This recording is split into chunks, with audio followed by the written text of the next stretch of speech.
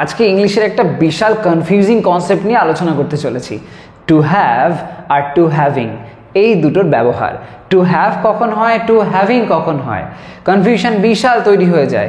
একদিকে দেখি আমরা যে টু এর পরে ভি ফার্স্ট বসলে তখন হয় ইনফিনিটিভ, তো সেই হিসেবে তো টু হ্যাভ ঠিক আছে, কিন্তু টু হ্যাভিং কেন আসছে এই কনফিউশনটা একটা বিশাল বড় সমস্যার বিষয়। কিন্তু এটা খুবই সিম্পল জিনিস, এবং টু হ্যাভ আর টু হ্যাভিং দৈনন্দিন জীবনে ভীষণ ইউজ হয়। কিভাবে ইউজ হতে পারে আজকের এই ভিডিও দিয়ে সেটা সম্পূর্ণ ক্লিয়ার করে নাও। So hello friends, this is Amit, welcome to my channel রিডসডম। আর আজকে আমি আলোচনা করব টু হ্যাভ এবং টু হ্যাভিং এদের ব্যবহার নিয়ে। প্রথম লাইনটা লক্ষ্য করো, আমি এক কাপ চা খেতে চাই। এই যে বলা হয়েছে খেতে, এই খেতে, করতে, যেতে এরকম তে বিভক্তি আসলে সেক্ষেত্রে ব্যবহার হয় ইনফিনিটিভের। তো সেই সেন্সটা অ্যাপ্লাই যখন করব, খাওয়া অর্থে আমরা টু হ্যাভ এটা বলতে পারি এই সেন্সে, অর্থাৎ হ্যাভ ভার্বটা তো খাওয়া অর্থে হয়, খেতে যেই বলবো তখন টু হ্যাভ এরকমভাবে বলবো। তাহলে কি হবে, আমি এক কাপ চা খেতে চাই, হুইচ ইজ ভেরি সিম্পল। আমি তো আই, খেতে চাই মানে I want, I want, I want এর পরে কি করব, খেতে অর্থটা লিখতে হবে, তো টু এবং have, I want to have, I want to have কি, এক কাপ চা, a cup of tea, a cup of tea। কত সহজ ব্যাপার। তাহলে এখানে টু হ্যাভ খেতে অর্থে ব্যবহার হলো। পরেরটা দেখো, ওর একটু বিশ্রাম নেওয়া দরকার, ওর একটু বিশ্রাম নেওয়া দরকার। এখানে যে কথাটা বলা হয়েছে, এই যে নেওয়া দরকার, এই যে নেওয়া সেন্সটা, এই অর্থেও আমরা টু এবং হ্যাভ ব্যবহার করে লাইনটাকে করতে পারি। কীরকমভাবে, ওর একটু বিশ্রাম নেওয়া দরকার, তো সেই সেন্সে ওর অর্থে আমরা হি বা সি লিখতে পারি। এখানে আমরা হি লিখতে পারি, হি ধরলাম, ওকে। তো ওর, হি, ওর একটু বিশ্রাম নেওয়া দরকার, তো হি নিডস, নিডস দরকার সেন্সে আমরা নিড ভার্বের ব্যবহার করতে পারি। হি নিডস সিম্পল প্রেজেন্ট টেন্সে to, needs to have, he needs to have কি, একটু বিশ্রাম, নিডস টু হ্যাভ তারপরে সাম, একটু সেন্সে এখানে সাম ব্যবহার করব, তারপরে rest, he needs to have some rest. তো এখানে টু হ্যাভ ব্যবহার হলো, ওকে। পরেরটা দেখো, স্বপ্ন থাকা গুরুত্বপূর্ণ, স্বপ্ন থাকা গুরুত্বপূর্ণ। এই থাকা যে অর্থটা আসছে, এই থাকা অর্থে আমরা টু হ্যাভ ব্যবহার করব। তো লেখা যাক, স্বপ্ন থাকা গুরুত্বপূর্ণ, স্বপ্ন। তো এবার আমরা লাইনটা এরমভাবে লিখি যদি, আচ্ছা স্বপ্ন দিয়ে না, আমরা ইট দিয়ে শুরু করি। এটা হয় গুরুত্বপূর্ণ, এরমভাবে যদি বলি ভালো লাগবে। ইট ইজ ইম্পর্ট্যান্ট, ইম্পর্ট্যান্ট কি, থাকাটা, to have, it is important to have কি, স্বপ্ন, ড্রিমস, ড্রিমস। সত্যি তাই, কত সুন্দর লাইনটা না। It is important to have dreams, স্বপ্ন ছাড়া বাঁচা যায় না। It is important to have dreams. তো টু হ্যাভ এটা হলো এই সেন্স যেটা ইনফিনিটিভ এখানে, সেটা থাকা অর্থে ব্যবহার হয়েছে, ওকে। পরেরটা দেখো, ওর মনে হয় অনেক কাজ আছে, ওর মনে হয় অনেক কাজ আছে। এখানে কাজ যে আছে, এই থাকা সেন্সে আমরা টু হ্যাভ ব্যবহার করব। লেখা যাক, ওর মনে হয়, তার মানে সিম্পল প্রেজেন্ট টেন্সে বলা হয়েছে, তো হি সিমস লিখতে হবে, হি সিমস, হি সিমস কি, কাজ আছে, he seems to have, he seems to have কি, অনেক কাজ, a lot of work, a lot of work হলো। he seems to have a lot of work। তাহলে to have এইটা হলো সেই ইনফিনিটিভটা যেটা আছে সেন্সে ব্যবহার হলো। পরেরটা, কঠিন সময়ে ধৈর্য রাখা সহজ নয়। এইখানে এই যে রাখা সেন্সটা রয়েছে, এই রাখা অর্থে আমরা টু হ্যাভ ব্যবহার করব। লেখা যাক, তো কঠিন সময়ে ধৈর্য রাখা, ধৈর্য রাখা সহজ নয়, তো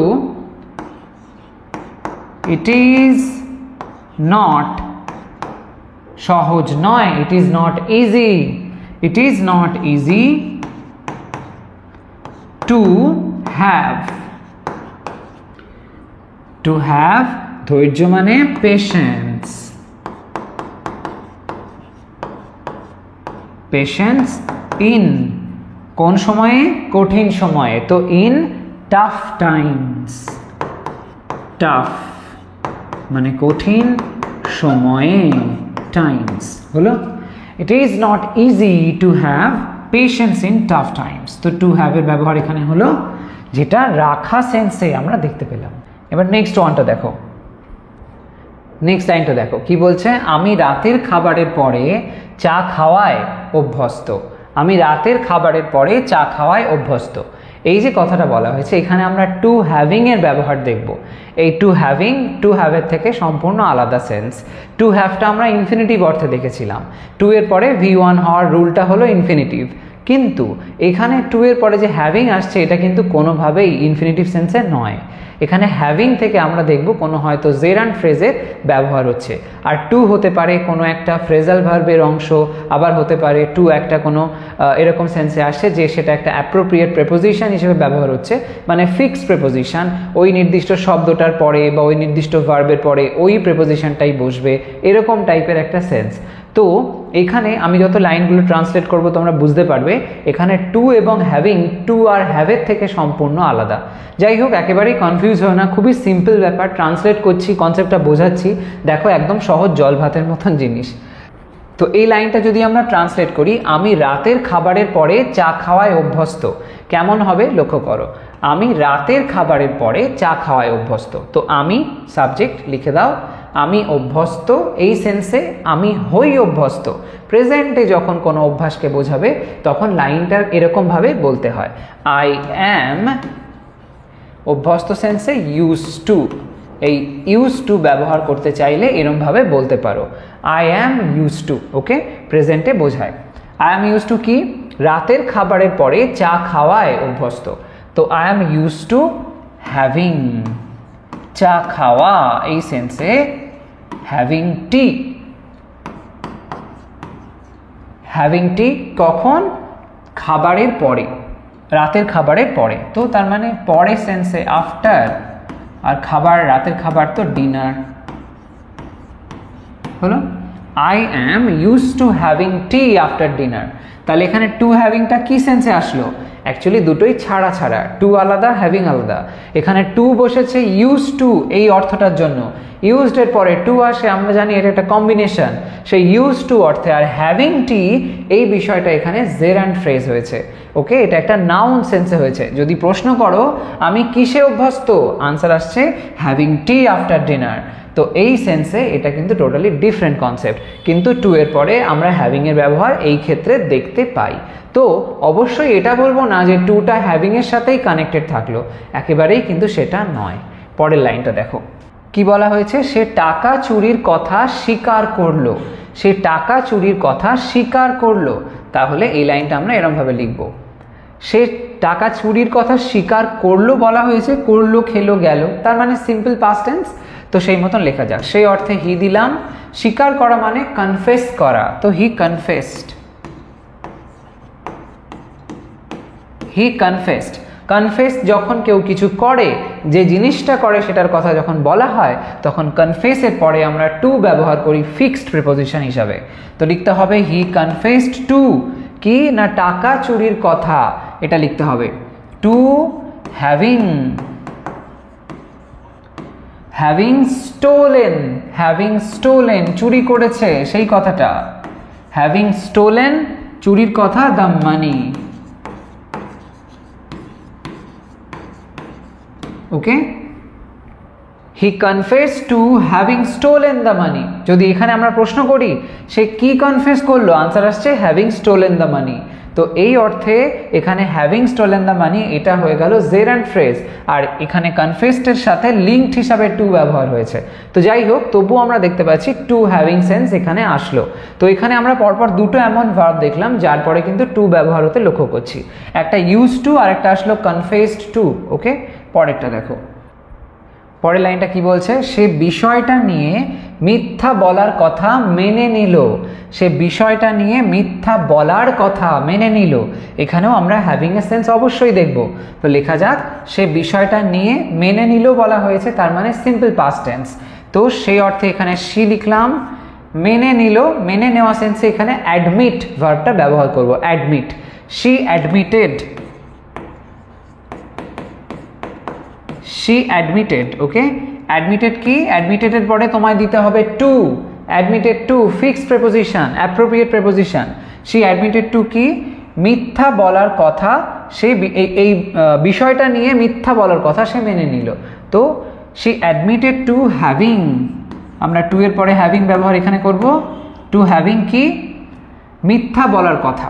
তো মিথ্যা বলা মানে লাই থেকে করে দাও লাইড, যেমন ওখানে স্টিল থেকে করেছিলাম স্টোলেন, তেমন করলাম লাই থেকে হয়ে গেল লাইড। টু হ্যাভিং লাইড বিষয়টা নিয়ে, অ্যাবাউট, নিয়ে সেন্সে অ্যাবাউট, বিষয়টা, তো বিষয়টা সেন্সে অ্যাবাউট দ্য ম্যাটার বলতে পারি। হলো? she admitted to having lied about the matter. ওকে, তাহলে এখানে অ্যাডমিটেড কি নিয়ে অ্যাডমিট করলো বা কি নিয়ে সে স্বীকার করলো, তখন বা কি নিয়ে কথা মেনে নিল, আনসার আসছে having lied about the matter, এই কনসেপ্টের সঙ্গে। তাহলে সেক্ষেত্রে অবশ্যই দেখলাম আগেরই মতন অ্যাডমিটেডের পরে টু আসলো, যেটা একটা ফিক্সড প্রিপোজিশন, তারপরে হ্যাভিং দিয়ে শুরু হলো বাকি অংশটা। ওকে, এরমভাবে টু হ্যাভিং। পরেরটা দেখো, তোমার সঙ্গে ডিনার করার জন্য আমি অপেক্ষা করি, আমি অপেক্ষা করি, এটা সিম্পল প্রেজেন্টে বলা হয়েছে। তো যখন কেউ এরকমভাবে বলে মানে আমি এটার অপেক্ষা করি, তখন আমরা লুক ফরওয়ার্ড ব্যবহার করতে পারি। কিন্তু শুধু লুক ফরওয়ার্ড তো হয় না, ওর সাথে লুক ফরওয়ার্ড টু বলে আমরা কিসের অপেক্ষা করি সেটা বলি, সেইটা আমায় লিখতে হবে। তোমার সঙ্গে ডিনার করার জন্য আমি অপেক্ষা করি, তো I look forward, I look forward to, I look forward to, to কি? তোমার সঙ্গে ডিনার করার জন্য, look forward to having, having dinner করার জন্য, তো হ্যাভিং ডিনার তোমার সঙ্গে, উইথ ইউ। হলো? আমি তাহলে কিসের অপেক্ষা করি? তোমার সাথে ডিনার করার অপেক্ষা করি। তাহলে এখানে having, having dinner with you, এটা হলো জেরান্ড ফ্রেজ। আর এখানে লুক ফরওয়ার্ডের সাথে টুটা লিঙ্কড, একটা বলতে পারো একটা ফিক্সড প্রিপোজিশন। ওকে, তো টু হ্যাভিং সেন্স চলে আসলো। পরেরটা, সে ভুল করার কথা স্বীকার করলো, সে ভুল করার কথা স্বীকার করলো। এখানেও স্বীকার করা, একটু আগে দেখলাম স্বীকার করা, তার মানে এখানে সেম ওয়েতেই বলতে পারি, কনফেস করে। তো লেখা যাক, সেই অর্থে এখানে হি লিখলাম, হি। সে ভুল করার কথা স্বীকার করলো, তো হি কনফেসড, সিম্পল পাস্ট এখানেও হবে কনফেসড, তারপরে টু বসিয়ে দাও, তারপরে কি করব? হ্যাভিং লিখব। টু হ্যাভিং কি? ভুল করার কথা, তো হ্যাভিং, হ্যাভিং বলে ভুল করা, তো হ্যাভিং মেড, V3 করে দিলাম, যেমনটা আগে করেছিলাম হ্যাভিং লাইড, হ্যাভিং স্টোলেন, সেরকমভাবে হ্যাভিং মেড। হ্যাভিং মেড কি? একটা ভুল, তো হ্যাভিং মেড আ মিস্টেক। হলো? He confessed to having made a mistake, সে কি কনফেস করলো? এইটা কনফেস করলো যে সে একটা ভুল করেছে, একটা ভুল করার কথা, এরকম সেন্সে বলতে পারি। তো এখানেও টু এবং হ্যাভিং কম্বিনেশনটা তৈরি হলো। এরকমভাবে টু হ্যাভিং সেন্সটা হয়। তো অবশ্যই তোমরা এরকম ধরনের লাইন বানাও, কোথাও কোনো কনফিউশন থাকলে কমেন্ট সেকশন অবশ্যই জানিও, আমি ডেফিনেটলি সেটা ক্লিয়ার করে দেবো। আজকের ভিডিও এই পর্যন্তই থাকছে, সবাই ভালো থাকো, সুস্থ থাকো, বাই।